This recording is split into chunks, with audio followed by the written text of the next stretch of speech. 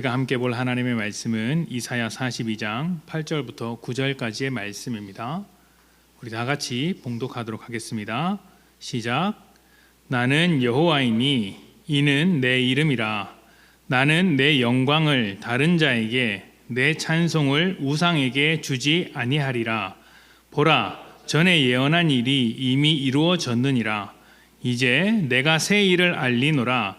그 일이 시작되기 전에라도 너희에게 이르노라. 아멘.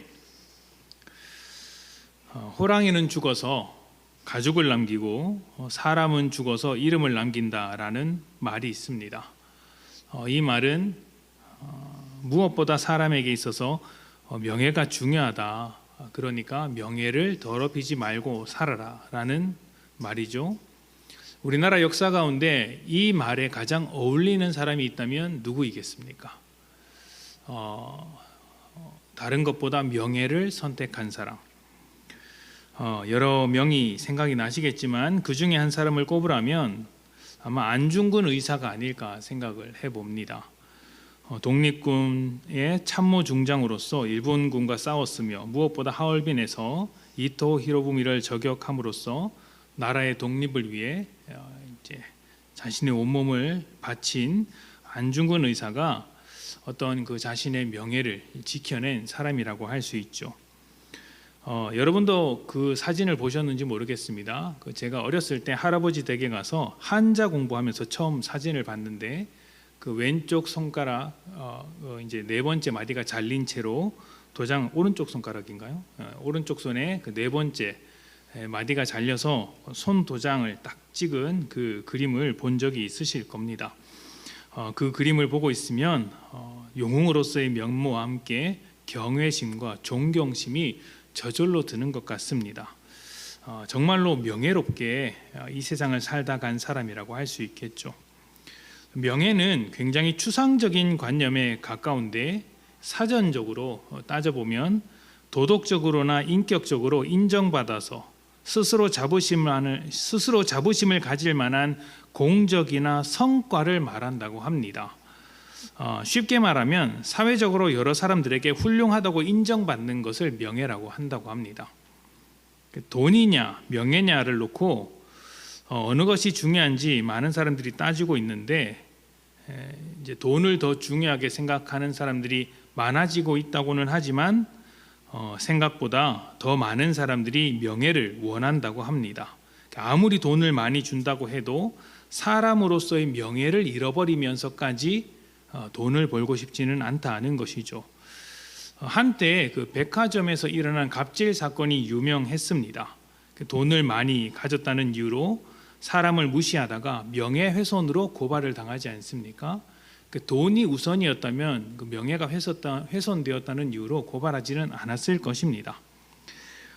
그리고 사람들이 돈을 버는 것도 사실은 돈 자체보다는 돈으로 인해 얻을 수 있는 명예 때문이라고 합니다. 이제 가까운 곳에서 그 예를 찾아본다면 한 가정의 가장이 돈을 열심히 버는 이유도 아버지로서 또 가장으로서의 명예 때문이라고 할 수 있습니다. 그래서 가족들이 가장의 명예를 무시하면 그때부터는 돈을 벌기가 싫어지는 것이죠. 벌어야 할 이유를 찾지 못하는 것입니다. 이렇게 사람에게 명예라는 것이 참 중요한데 오늘 말씀은 하나님 자신의 명예에 관한 이야기를 하고 있습니다. 하나님의 명예는 어떠한 것인가, 어디에 걸려 있는가 하는 것이죠. 자, 말씀을 한번 보도록 하겠습니다. 8절만 봉독하겠습니다. 나는 여호와이니 이는 내 이름이라. 나는 내 영광을 다른 자에게, 내 찬송을 우상에게 주지 아니하리라. 아멘. 자, 이 말씀에서 그리고 성경의 여러 군데에서 하나님께서는 자신의 영광과 자신이 받아야 할 찬송을 절대로 빼앗기지 않겠다고 말씀하셨습니다. 이 말씀을 근거로 해서 우리가 예배해야 할 대상이 오직 하나님밖에 없음을 기억하고 하나님의 이름에 합당한 예배를 드리도록 해야 하겠죠. 이것을 보더라도 우리는 하나님 앞에 온전한 예배를 드려야 합니다. 그런데 이 8절, 9절 말씀은 그리고 나아가 이사야 42장 전체 말씀은 하나님께 드려야 할 예배에 관한 어떤 당위, 예배의 당위에 대한 이야기라기보다는 그것보다 훨씬 더 중요한 내용을 가지고 있습니다. 일단 하나님께서 자신의 명예를 누군가에게 빼앗길 수 있는 분이라고 할 수 있을까요? 하나님께서 자신을 누군가에게 빼앗길 수 있을까요? 하나님의 영광은 사라지지 않죠. 하나님의 명예도 그 어떤 자에게 빼앗길 수가 없습니다. 사람이 예배하지 않는다고 해서 하나님의 영광이 없어지는 것도 아니고, 또 사람이 할 수 있는 예배라고는 하나님께로부터 나온 영광을 다시 그분에게 돌려드리는 것이지, 하나님께 부족한 영광, 하나님께 없는 영광을 만들어서 드리는 것은 아닙니다. 하나님은 우리가 어떠하든지 상관없이 명예로우신 분이고 영광으로 가득 찬 분이십니다. 우리가 죄인으로서 하나님을 버렸더라도 하나님의 명예와 영광은 그대로라는 것이죠. 자, 그렇다면 하나님은 다른 자에게 이 영광을 주지 않겠다라는 말을 왜 하셨을까요? 이러한 말로 인해서 마치 다른 어떤 누군가가 하나님의 영광을 빼앗아 갈 수 있는 것처럼 말씀하고 계실까요? 사실 이 말씀은 하나님의 영광이나 명예를 지켜야 한다라는 그런 의미라기보다는 사람을 위해 열심히 일하고 계시는 하나님에 관한 이야기입니다. 하나님께서 사람에게 이렇게까지 일을 해주고 계시다라는 측면에서 내 영광, 내 명예를 빼앗기지 않겠다, 이렇게 이야기를 하고 계신 것이죠. 자, 말씀을 좀 더 구체적으로 살펴보기 위해서 5절부터 7절까지의 말씀을 보도록 하겠습니다. 5절부터 7절까지의 말씀입니다. 우리 함께 봉독해 볼까요? 자, 시작. 하늘을 펴시고 땅과 그 소산을 내시며 땅 위의 백성에게 호흡을 주시며 땅에 행하는 자에게 영을 주시는 하나님 여호와께서 이같이 말씀하시되, 나 여호와가 의로 너를 불렀은즉 내가 내 손을 잡아 너를 보호하며 너를 세워 백성의 언약과 이방의 빛이 되게 하리니, 내가 눈먼 자들의 눈을 밝히며 갇힌 자를 감옥에서 이끌어내며 흑암에 앉은 자를 감방에서 나오게 하리라. 아멘. 창조의 능력과 모든 생명의 주인이신 하나님께서 한 사람을 종으로서 불러내셨습니다. 그리고 그 사람이 온 세상의 빛이 되도록 만드셨습니다. 그리고 그 빛된 존재, 그 한 사람을 통해서 눈먼 자들의 눈을 밝히고 갇힌 자를 자유하게 하겠다, 이렇게 말씀을 하고 계십니다. 수많은 사람을 구원한다라는 말씀이죠.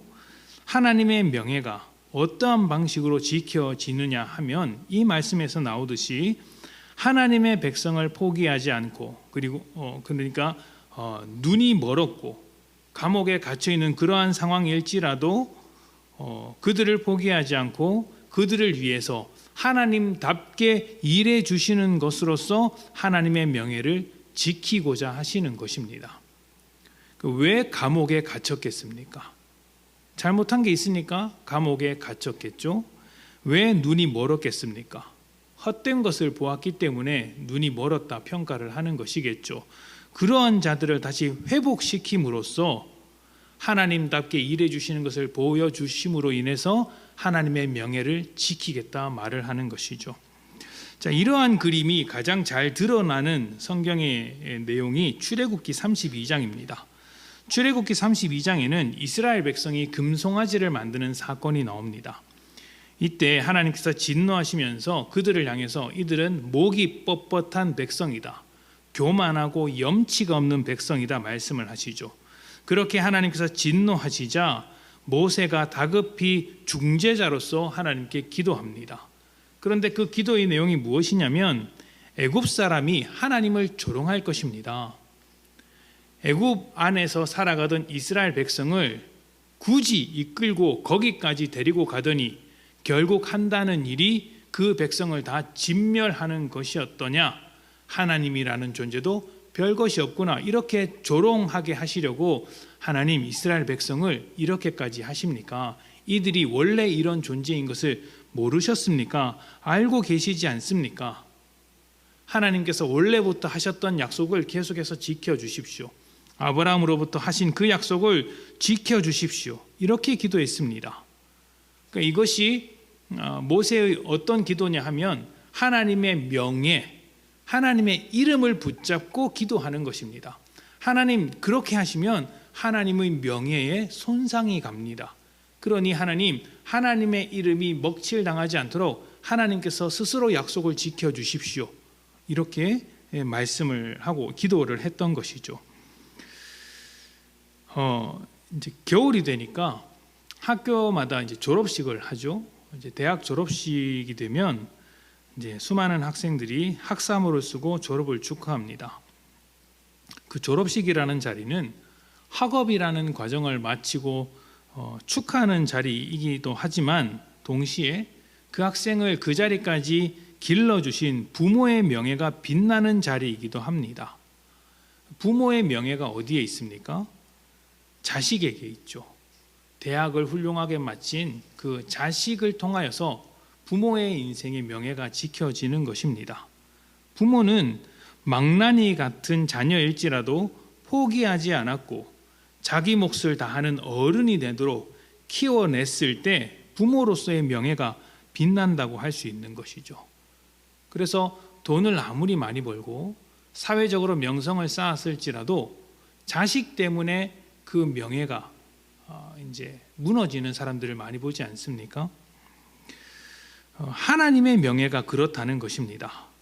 졸업실에서 자녀를 바라보면서 자신의 명예를 뿌듯해하는 그 부모와 같이 영원하시고 신실하시며 사랑이 많으신 하나님께서 하나님답게 죄인에 불과한 사람을 포기하지 않고 끝까지 책임지셔서 하나님의 백성답게 만들어 주심으로써 하나님의 명예를 지키신다는 것입니다. 그러니까 그 부족한 죄인들을 하나님의 품 안에서 바꾸어내는 것이죠. 그렇게 변화된 사람들이 하나님의 은혜에 감격해서 하나님 앞에 영광을 돌리며 예배합니다. 하나님께서는 바로 이 예배를 절대 포기하지 않겠다라고 하는 것이죠. 내가 자녀의 졸업식에 가서 학사모를 씌워주는 것, 그 영광스러운 자리를 내가 포기하지 않겠다라고 말하는 것과 같습니다. 그렇게 하려면 어떻게 해야 됩니까? 자녀를 위해서 등록금도 벌어야 하고 공부하기 싫다고 하는 그 자녀들을 붙잡아 놓고 앉혀서 공부시키고 해야 하지 않습니까? 하나님께서 그렇게 하겠다는 것이죠. 내가 너희로 말미암아 예배하게 하겠다. 너희를 내 품 안에서 길러서 하나님의 영광이 드러나는 인생으로 만들어 내겠다. 이것이 이제 우리를 향한 하나님의 어떤 다짐, 하나님의 어떤 마음이라고 할 수 있습니다. 포기하지 않겠다고 하나님의 일하심을 끝까지 이루어내겠다고 말하는 것이죠. 그런데 이렇게 하나님께서 하나님 되심을 포기하지 않고 자신의 명예를 지키시려고 할 때 하나님 자신만의 아주 독특한 방법으로 일을 하십니다. 7절에 보면 하나님께서 부르신 자가 눈먼 자의 눈을 밝히고 감옥에 갇힌 자를 꺼내어 준다고 하지 않습니까? 이 갇힌 자를 꺼내주는 방법은 어떤 것들이 있을까요? 갇혀 있는 자, 죄를 지어서 감옥에 갇혀 있는 자를 꺼내주려면 대표적으로 두 가지 정도의 방법이 있겠죠. 가장 먼저는 그 사람에게 죄가 없다는 것을 밝히는 것입니다. 죄가 없도록 만드는 것이죠. 그런데 그게 안 되면 그 다음에는 이제 그 힘과 권력으로서 나라를 뒤집어 엎고 감옥을 다 깨 부수면 됩니다. 사법 체계와 나라의 질서를 다 무너뜨리고 감옥을 다 깨어 부수면 그 사람들이 자유롭게 됩니다. 이 둘 중에 하나일 텐데 성격은 전혀 다르죠. 감옥을 무너지게 하는 것은 힘과 권력으로 기존의 질서와 싸운다라는 것입니다. 그런데 많은 그리스도인들이 이제 하나님의 일하심을 바로 이렇게 생각하는 경우가 많습니다. 우리의 죄를 우리가 죄라는 감옥에 갇혀 있고 하나님께서 그것을 꺼내시기 위하여서 마치 하나님께서 힘과 권력을 사용하신 것처럼 그렇게 많은 교회들이, 많은 그리스도인들이 생각한다는 것이죠. 많은 그리스도인들이 가지고 있는 착각입니다. 그래서 그러한 생각을 가지고 있는 자들이 어떻게 행동을 하느냐면 하나님의 영광을 위해서 세상을 깨부수고 세상보다 더 많은 힘을 가져서 대단해지는 것으로서 하나님께 영광을 돌린다라고 생각을 합니다. 그러다 보니 우리의 신앙의 초점이 다 어디에 맞춰져 있습니까? 성공이라는 것에 맞추어져 있습니다. 신학교에서 공부할 때 제가 가장 많이 들었던 말 중에 하나가 목회 성공이었어요. 목회 성공이 무엇이냐라고 할 때 이런저런 기준을 대지만 기준은 다 달라도 결국에는 그 성공이라는 것에 초점이 맞춰져 있었습니다.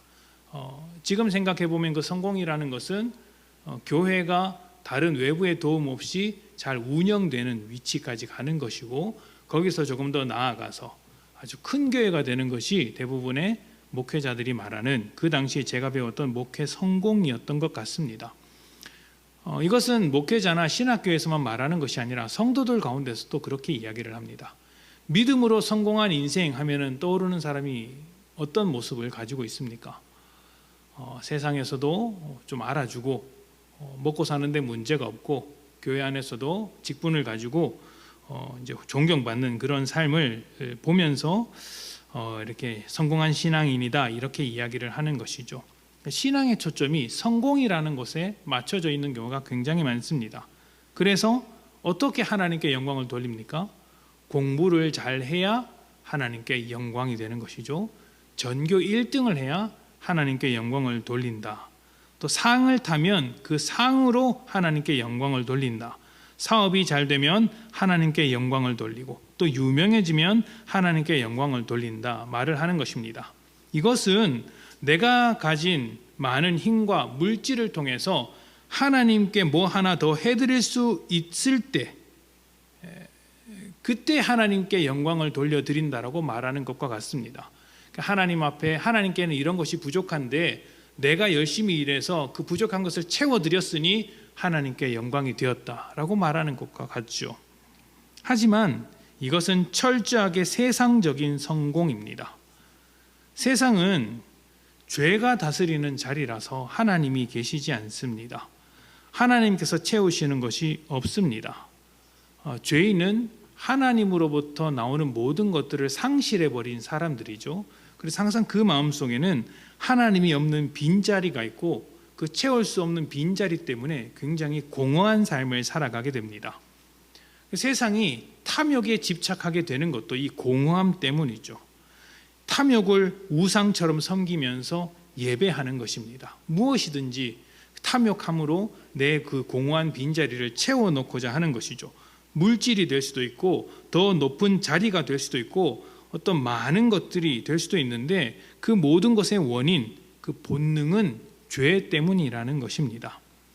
그래서 교회도 세상과 같이 죄로 물들게 되면 탐욕을 쫓아가는 교회가 되는 것이고 그 탐욕의 끝에는 성공이라는 것이 있는 것입니다.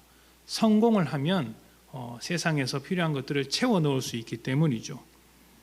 그런데 이렇게 탐욕으로 가득한 교회가 되면 무엇이 안 되는지 아십니까? 낮아짐이 안 됩니다. 탐욕을 추구하는 교회가 되면 겸손이 되지 않습니다. 양보하는 것이 되지 않습니다. 져주는 것이 안 되는 것입니다. 이러한 것들, 그러니까 낮아짐이나 겸손하는 것이나 양보하는 것이나 져주는 것, 물러서는 것은 모두 빈자리를 채우는 것이 아니라 그나마 가지고 있는 것을 내려놓는 것이고 비워놓는 것에 가깝습니다. 그러니까 가진 것이 없는 자는 절대로 할 수 없는 것들이죠.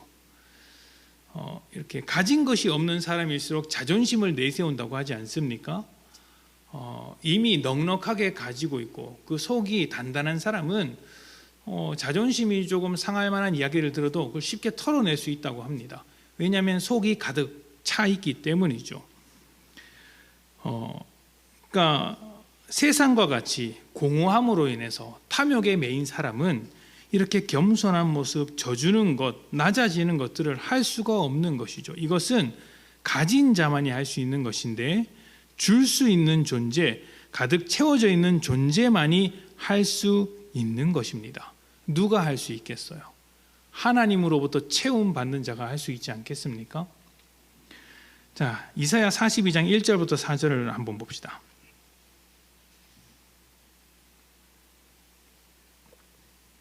1절부터 4절입니다. 우리 다 같이 봉독할까요?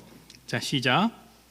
내가 붙드는 나의 종, 내 마음에 기뻐하는 자, 곧 내가 택한 사람을 보라. 내가 나의 영을 그에게 주었은즉 그가 이방에 정의를 베풀리라. 그는 외치지 아니하며 목소리를 높이지 아니하며 그 소리를 도리에 들리게 하지 아니하며 상한 갈대를 꺾지 아니하며 꺼져가는 등불을 끄지 아니하고 진실로 정의를 시행할 것이며 그는 쇠하지 아니하며 낙담하지 아니하고 세상에 정의를 세우기에 이르리니 섬들이 그 교훈을 앙망하리라. 아멘. 자, 하나님께서 힘과 권력이 아니라 아주 독특한 방법으로 감옥에 갇힌 자를 건져내십니다. 그런데 이것은 너무나도 당연한 것이에요. 왜냐하면 이제 공허함으로 인해 탐욕을 가진 자들은 그 탐욕을 채우기 위해 이 세상에서 힘과 권력을 요구합니다. 그런데 하나님은 이제 공허함을 채우기 위해서 힘과 권력을 사용할 필요가 없으신 분이시죠. 이미 가장 풍성하시고 넉넉하신 분이니까. 그래서 힘과 권력을 사용하지 않는 방법, 새로운 방법으로 일을 하시기 시작한 것입니다. 그것이 이사야 42장 1절부터 4절입니다. 내가 붙드는 나의 종은 이런 사람이다. 내가 불러서 많은 사람들을 구원하게 할 그 사람은 바로 이런 사람이다라고 하면서 소개하는 것이 어떤 사람이라면 외치지 않고 목소리를 높이지 않는 사람, 또 상한 갈대를 꺾지 않고 꺼져가는 등불도 끄지 않는 사람이라는 것이죠. 힘과 권력으로 일하지 않는다.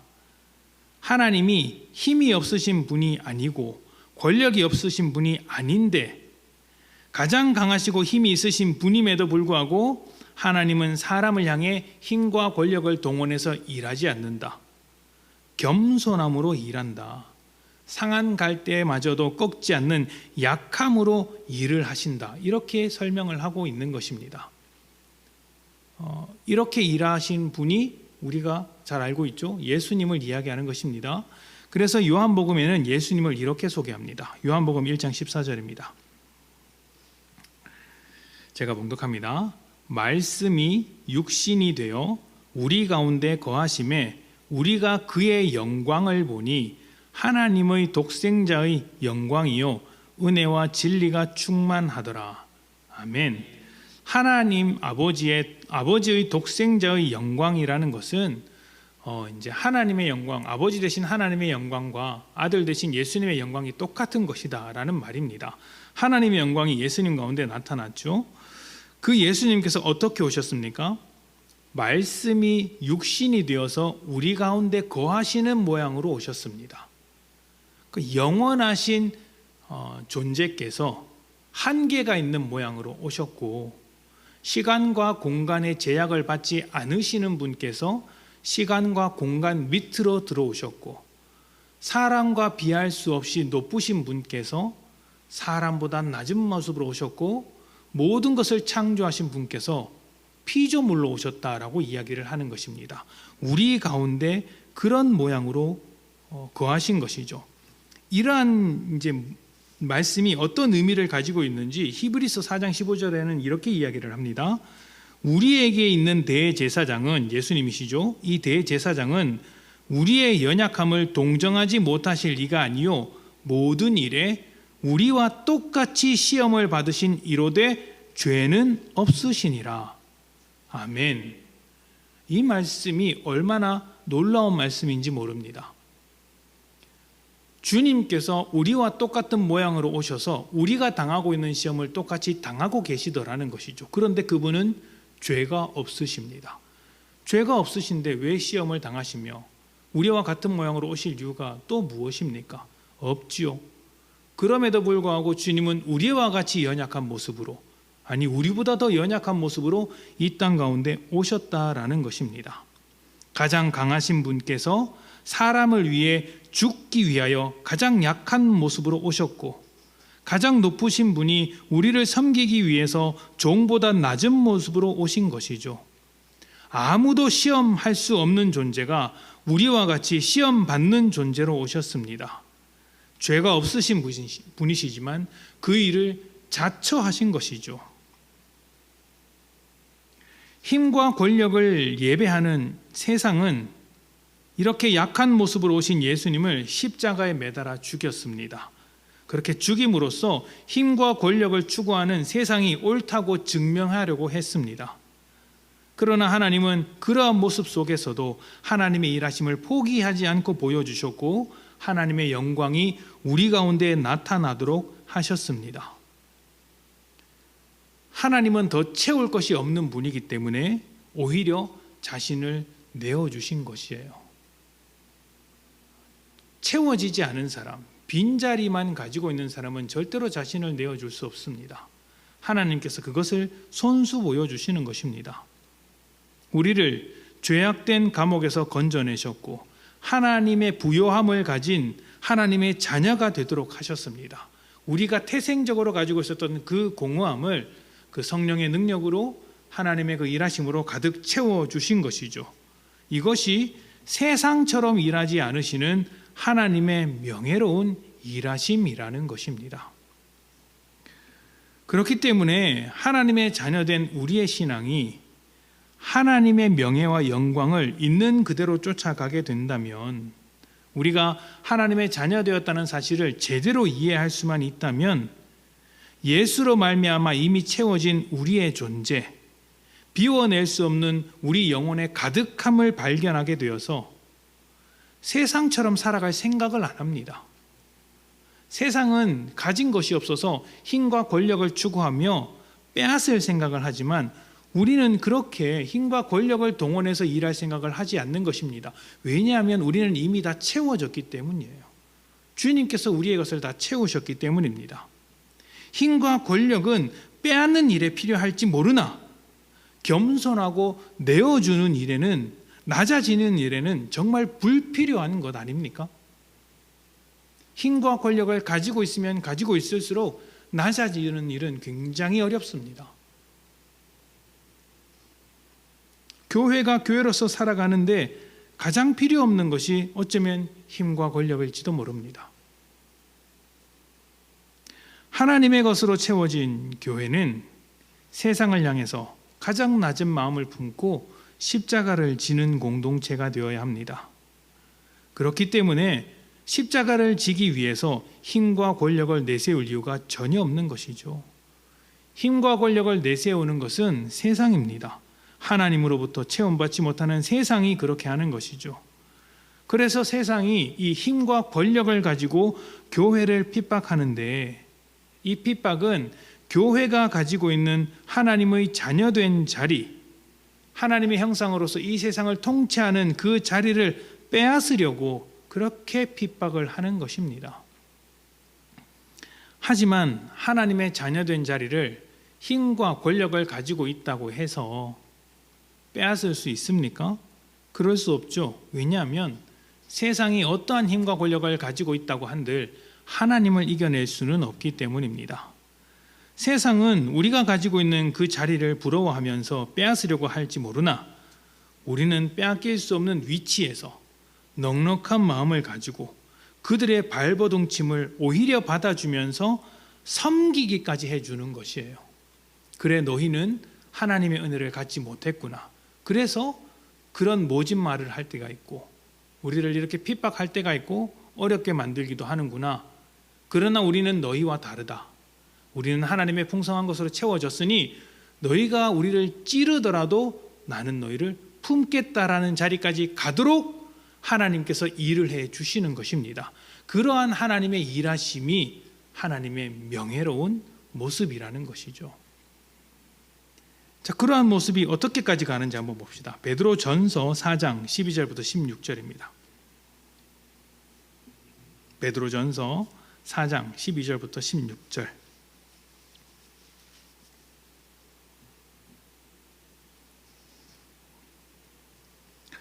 우리 같이 읽어볼까요? 12절부터 16절입니다. 시작.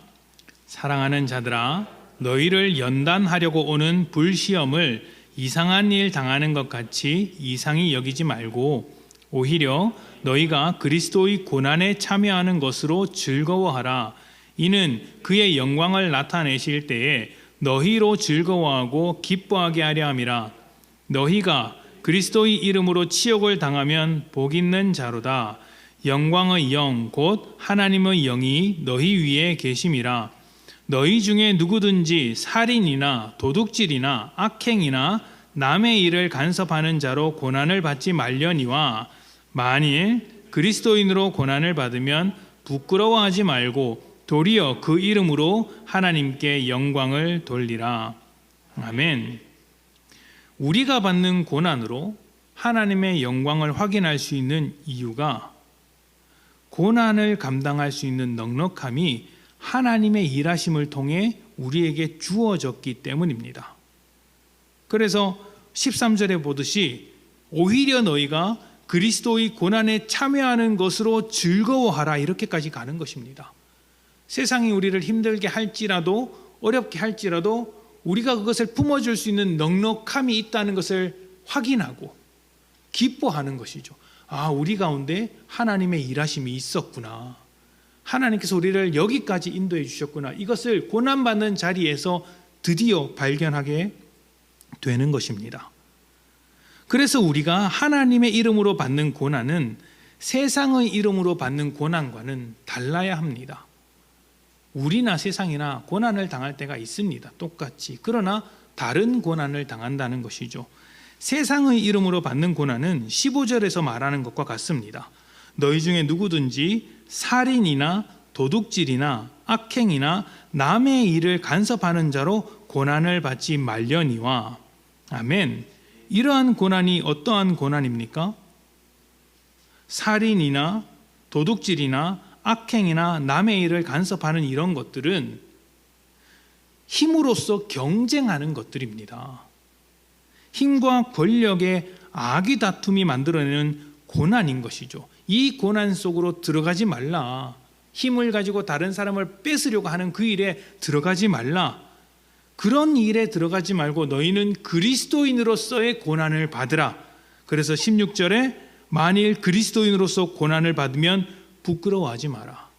세상은 힘과 권력으로 고난을 만들어내기 때문에 부끄러운 것이지만 우리가 당하는 고난은 부끄러운 것이 아니다. 오히려 하나님의 넉넉함으로 채워진 자이기 때문에 자랑할 만한 것이다. 그러니 그렇게 만들어주신 하나님께 영광을 돌리라. 이렇게까지 가는 것입니다.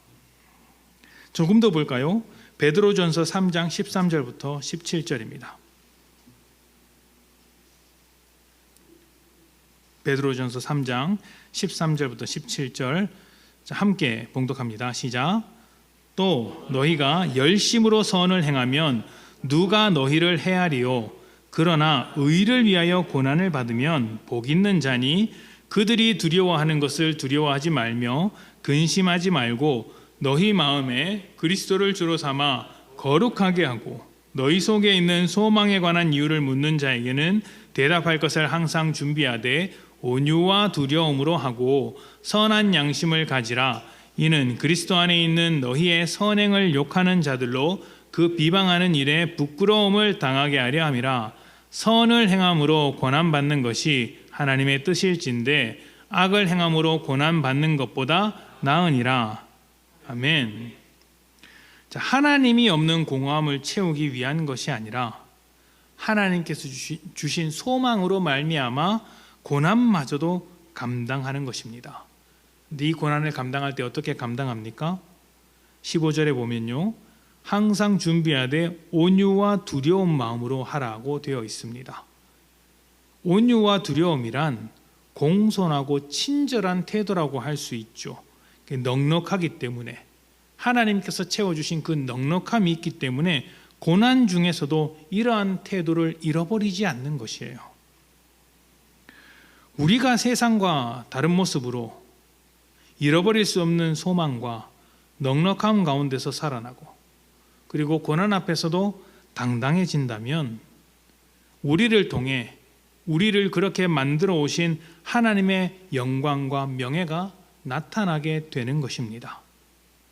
졸업식에서 자기 자식의 머리에 학사모를 씌워주는 부모의 마음과 같이 하나님께서 우리를 채워주심으로 인해 우리를 통해 자신의 영광과 명예를 지켜내시는 것이죠. 이 일을 내가 절대로 포기하지 않겠다. 내가 반드시 이루어내겠다.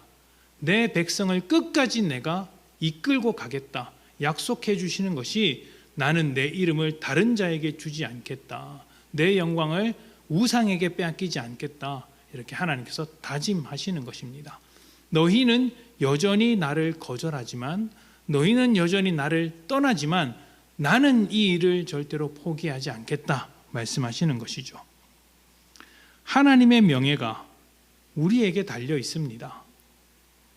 그래서 하나님은 우리를 절대로 포기하지 않으시며 끝까지 이끌고 가십니다. 때때로 우리가 모자라고 부족할 때, 우리가 세상에 속한 자처럼 살아가게 되면 세상은 우리를 인도하시고 구원하신 하나님을 조롱할 것이지만, 하나님은 그 조롱을 다 감수하시면서도 우리에게 자신의 명예를 걸어놓고 계속해서 일을 해 주시는 것이죠. 그만큼 하나님께서 우리를 소중하게 여겨 주시는 것입니다. 우리 자신에게 하나님의 모든 명예와 영광이 걸려 있다는 것을 잊지 마십시오. 하나님의 명예와 영광을 다 걸어놓고 우리에게 일하시는 하나님이시니 그 은혜 안에서 하나님과 더 깊이 살아가는 여러분들이 되셨으면 좋겠습니다. 하나님만 바라보면서 그분이 만드시는 변화를 가지고 예배하는 인생, 하나님의 명예를 빛내며 하나님께 삶으로 영광을 돌려드리는 거룩한 인생이 되시기를 축복합니다. 함께 기도합시다.